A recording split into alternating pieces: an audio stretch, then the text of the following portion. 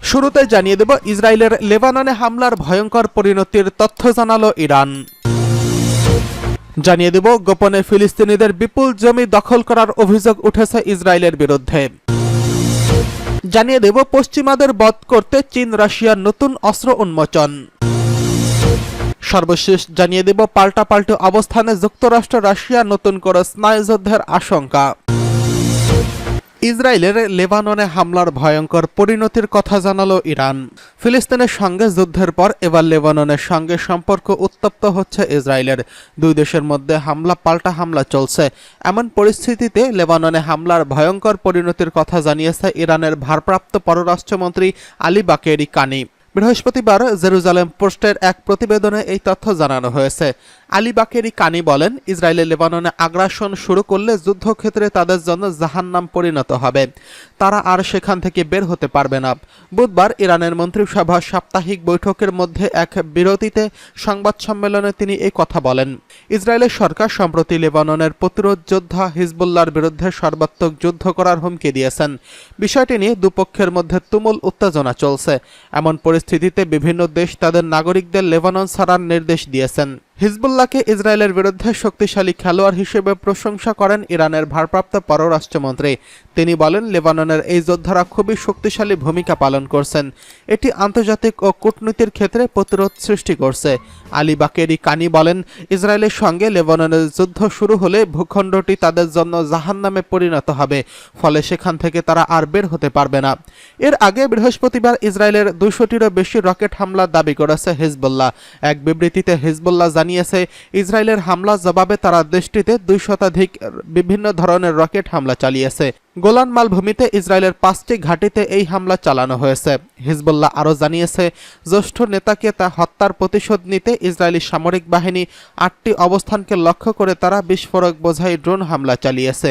Golan মালভূমি সহ সীমান্তবর্তী এলাকায় ইসরায়েলি ঘাঁটিতে এই হামলা চালানো হয়েছে বলে জানিয়েছে গোষ্ঠীটি। এদিকে গোপনে ফিলিস্তিনের বিপুল পরিমাণ জমি দখল করল ইসরায়েল। ফিলিস্তিনের অধিকৃত পশ্চিম তীরে বিপুল জায়গা দখল করছে বলে অনুমোদন করেছে ইসরায়েল। ইসরায়েলের এই অনুমোদনের ফলে গত 3 দশকের মধ্যে সবচেয়ে বেশি জায়গা হারাচ্ছে পশ্চিম তীর। ইসরায়েলি দখলদার বিরোধী ওয়াচডগের এক রিপোর্টে এই তথ্য জানানো হয়েছে। দ্য গার্ডিয়ানের এক প্রতিবেদনে এই তথ্য জানানো হয়। সংবাদ মাধ্যম জানিয়েছে, ইসরায়েলের পশ্চিম তীরে 3138 একর জমি নিজের বলে অনুমোদন দিয়েছে। 1993 সালের অলসো চুক্তির পর এবারই সবচেয়ে বেশি ভূখণ্ড নিজেদের করে নিল ইসরায়েল। অলসো চুক্তিতে বলা হয়, ধীরে ধীরে ইসরায়েলি বাহিনী গাজা ও পশ্চিম তীর থেকে সরে যাবে। কিন্তু বাস্তবে এই চুক্তিকে থোড়াই কেয়ার করছে ইসরায়েল। প্রায় প্রতি বছর ফিলিস্তিনিদের কাছ থেকে ইসরায়েলে দখল করা জমি নিজেদের বলে অনুমোদন করে আসছে দেশটির কর্তৃপক্ষ। ইসরায়েলি অধিকার সংস্থা পিস নাও নতুন ভূখণ্ড অনুমোদনের বিষয়টি একটি বিবৃতি দিয়েছে। এতে বলা হয়েছে, পশ্চিম তীরে বেসামরিক ইস্যুগুলো নিয়ে কাজ করা ইসরায়েলি সেনাবাহিনীর সিভিল অ্যাডমিনিস্ট্রেশন বিভাগ গত 25 জুন নতুন ভূখণ্ডের অনুমোদন দিয়েছে। তবে গতকাল পর্যন্ত বিষয়টি প্রকাশ করা হয়নি। ইসরায়েলের অবৈধ বসতি স্থাপনকারীদের কর্মকাণ্ড পর্যবেক্ষণ করে পিস নাও নামে এই সংস্থা, তারা নতুন করে ফিলিস্তিনের ভূখণ্ড দখলের নিন্দা জানিয়েছেন। সংস্থাটি জানিয়েছে, ইসরায়েলের এমন কর্মকাণ্ড স্বাধীন ফিলিস্তিনের রাষ্ট্র গঠনের প্রক্রিয়াকে আরও কঠিনতর করে তুলেছে। প্রতিবেদনে বলা হয়েছে, অধিগ্রহণ করা ফিলিস্তিনি অঞ্চলগুলো নিয়ন্ত্রণ আরোপের প্রাথমিক পদক্ষেপ হিসেবে ইসরায়েল এই জমিগুলোকে নিজেদের বলে অনুমোদন করেছে। কোনো জমি একবার নিজেদের অনুমোদন করলে পরে সেসব জমির ফিলিস্তিনি মালিকানাকে অস্বীকার করে ইসরায়েল। এদিকে পশ্চিম বদে রাশিয়া ও চীনের নতুন অস্ত্র।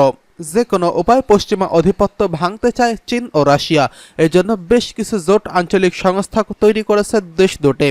2001 সালে সাংহাই কোঅপারেশন অর্গানাইজেশনের নামে আঞ্চলিক নিরাপত্তা সংস্থা তৈরি করে বেইজিং ও মস্কো।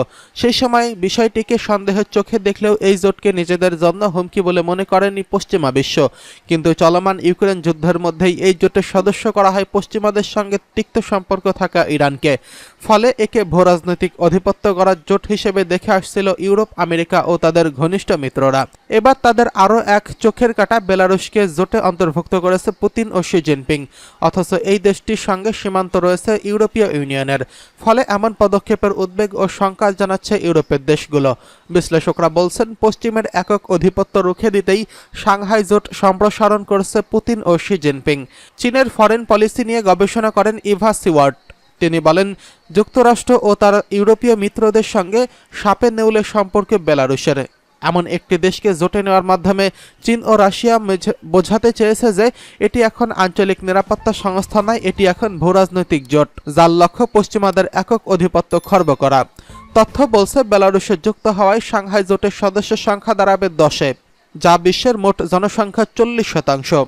বিশ্ব অর্থনীতির প্রায় 1/4 নিয়ন্ত্রণ করে এসব দেশ। আঞ্চলিক এই জোটের মধ্যে রয়েছে 2টি পর্যবেক্ষক রাষ্ট্র, যেমন আফগানিস্তান ও মঙ্গোলিয়া। এছাড়া তুরস্ক থেকে মিয়ানমার এবং 1 ডজনেরও বেশি আরব দেশ এই সংস্থার ডায়ালগ পার্টনার। ফলে এই ইউরেশিয়া অঞ্চলের এই জোটকে টক্কর দেওয়ার মতো পশ্চিমাদের তেমন কোনো বড় জোট নেই। ইভা সিওয়ার্ট বলেন, ইউক্রেন যুদ্ধের কারণে পশ্চিমা নিষেধাজ্ঞায় জর্জরিত রাশিয়া, ফলে অনেকটাই একঘরে অবস্থায় পুতিনের দেশ। কিন্তু ওই জোটকে ব্যবহার করে পুতিনের বিশ্বকে বোঝাচ্ছেন তিনি একা নন। অন্যদিকে যুক্তরাষ্ট্রের সঙ্গে বাণিজ্য যুদ্ধে লিপ্ত রয়েছে চীন, ফলে তারাও পশ্চিমাকে গুরুত্ব না দিয়ে জোটের সম্প্রসারণ বাড়িয়ে তুলেছেন। অথচ এতদিন বাণিজ্যের জন্য হলেও এই পথে হাঁটেনি জিনপিং এর দেশ। এখন যেহেতু তলোয়ারে খাপ থেকে বের হয়েই গেছে, তাই কৌশলও নয়, বরং রাগঢাক ছাড়াই পশ্চিমাদের আধিপত্যকে রুখে দিতে দল ভারী করছে চীন ও রাশিয়া। এদিকে পাল্টাপাল্টি অবস্থানে যুক্তরাষ্ট্র রাশিয়া, নতুন স্নায়ুযুদ্ধের আশঙ্কা। যুক্তরাষ্ট্রের বিরুদ্ধে পাল্টা পদক্ষেপ নিতে যাচ্ছে রাশিয়া। আবারও মাঝারি ও স্বল্প পাল্লার ক্ষেপণাস্ত্র তৈরির ঘোষণা দিয়েছে রুশ প্রেসিডেন্ট ভ্লাদিমির পুতিন। এসব অস্ত্র বিভিন্ন জায়গায় মোতায়েনের ঘোষণা দিয়েছেন তিনি। দেশ দুটির পাল্টাপাল্টি পদক্ষেপের কারণে নতুন করে স্নায়ুযুদ্ধের আশঙ্কা তৈরি হয়েছে। বার্তা সংস্থা রয়টার্সের এক প্রতিবেদনে এই তথ্য জানানো হয়েছে। প্রতিবেদনে বলা হয়েছে, এশিয়া ও ইউরোপের বিভিন্ন স্থানে মাঝারি ও স্বল্প পাল্লার ক্ষেপণাস্ত্র মোতায়েন করে রেখেছে যুক্তরাষ্ট্র। দেশটির এমন কর্মকাণ্ডের জবাবে পাল্টা ক্ষেপণাস্ত্র তৈরির কথা জানিয়েছে রাশিয়া। প্রেসিডেন্ট ভ্লাদিমির পুতিনের এমন বক্তব্যের মধ্য দিয়ে বিশ্বে ক্ষেপণাস্ত্র হুমকি সীমিতকরণের যেই আনুষ্ঠানিক চুক্তি ছিল তা কার্যকর থাকার শেষ সম্ভাবনাও শেষ হতে যাচ্ছে। ফলে আশঙ্কা দেখা দিয়েছে, চীন সহ এই দুই দেশ আবারও অস্ত্র প্রতিযোগিতায় মেতে উঠেছে।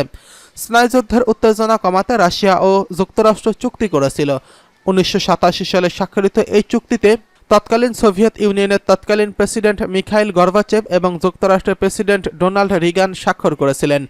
ইন্টারমিডিয়েট রেঞ্জ নিউক্লিয়ার ফোর্স ট্রিটি বা INF নামে পরিচিত এই চুক্তিতে পারমাণবিক অস্ত্র উৎপাদন সীমিত করার কথা বলা হয়েছিল।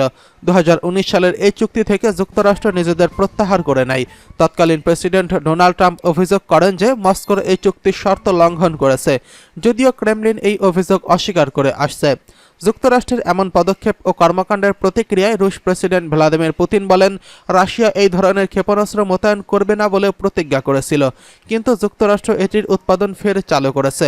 এগুলো ডেনমার্ক ও ফিলিপাইনের মহড়ার জন্যও নিয়ে এসেছে। রাশিয়ার নিরাপত্তা পরিষদের ভাষণকালে পুতিন বলেন, আমাদের এর জবাব দিতে হবে। এর ধারাবাহিকতায় ভবিষ্যতে কি পদক্ষেপ নেব আমরা তার সিদ্ধান্ত নেব। তিনি বলেন, আমাদের এই ধরনের আঘাত হানতে সক্ষম অস্ত্রের উৎপাদন শুরু করতে হবে। এছাড়া প্রকৃত পরিস্থিতির উপর ভিত্তি করে আমাদের নিরাপত্তার জন্য এগুলো কোথায় মোতায়েন করা হবে তার সিদ্ধান্ত নিতে হবে।